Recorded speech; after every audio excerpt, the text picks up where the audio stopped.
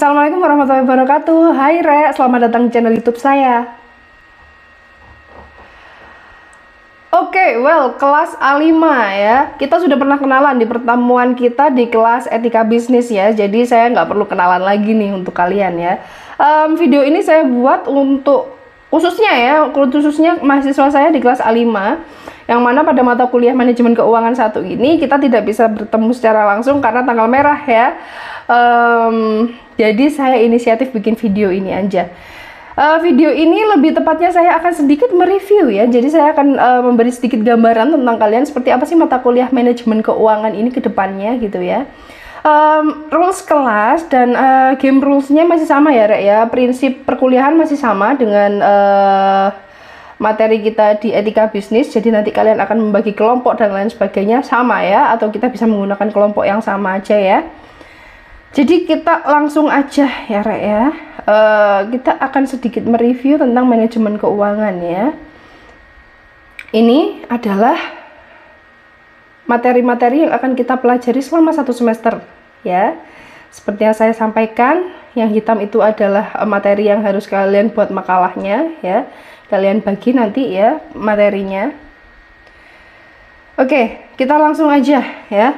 Sesuai dengan RPS ya, mata kuliah ini tujuannya untuk memberikan kalian pemahaman ya lebih mendalam tentang manajemen keuangan perusahaan, yang tentunya juga menekankan dalam pengenalan juga ya. Di sini kita juga akan mempelajari tentang penerapan, penganalisisan, dan pengambilan keputusan ya. Pengambilan keputusan di sini ini meliputi keputusan-keputusan keuangan ya, jelasnya yang terkait dengan kegiatan investasi, keputusan operasional perusahaan, dan struktur modal perusahaan ya. Oke, next, finance. Does it interesting? Yes, of course ya, menarik sekali ya kalau kita bahas tentang finance ya. Meskipun saya yakin dalam benak kalian itu pasti bermacam-macam ya tanggapan kalian ketika saya bicara tentang manajemen keuangan ya. Ada yang bilang manajemen keuangan itu sulit ya.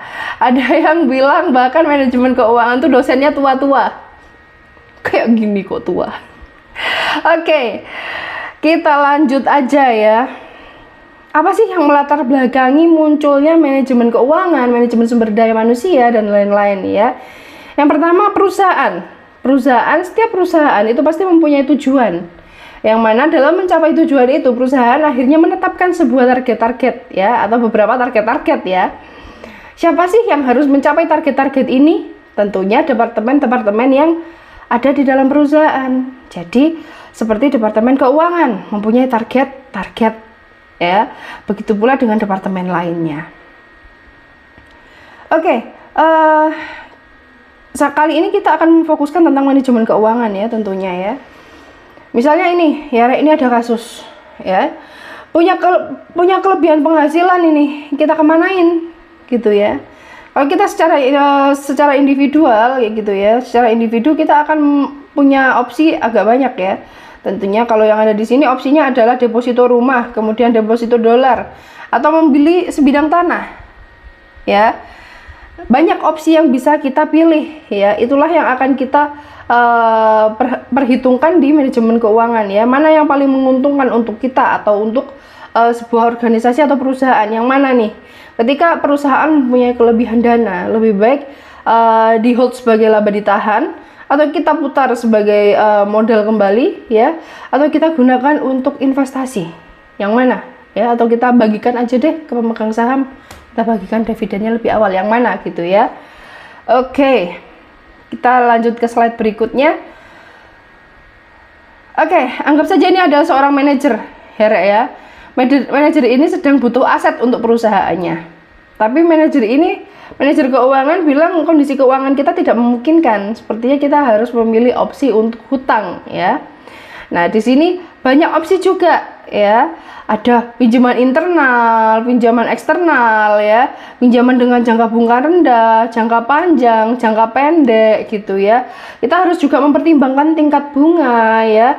High risk gak sih gitu loh ya. Jadi misalkan sebuah perusahaan ini ya, perusahaannya Pak Manajer ini butuh sebuah gudang ya sebagai aset ya.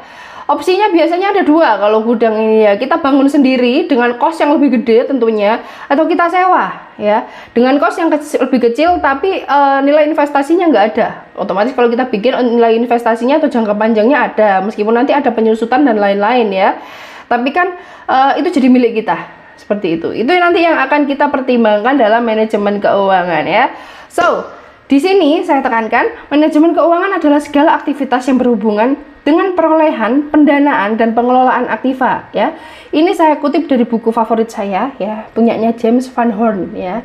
Kalian bisa cari bukunya di perpus. Ada ya, Rek ya. Ini punya perpus. Oke. Sampai sini ada pertanyaan? Saya rasa nggak ada ya. Kalian udah punya gambaran ya, Rek ya, tentang manajemen keuangan ya. Ada beberapa buku yang saya gunakan ya. Yang pertama punyanya James Van Horn ya. Kemudian saya juga pakai punyanya Brigham Houston ya, Rek ya. Terserah kalian mau pakai yang mana. Terus kemudian saya bisa pakai juga punya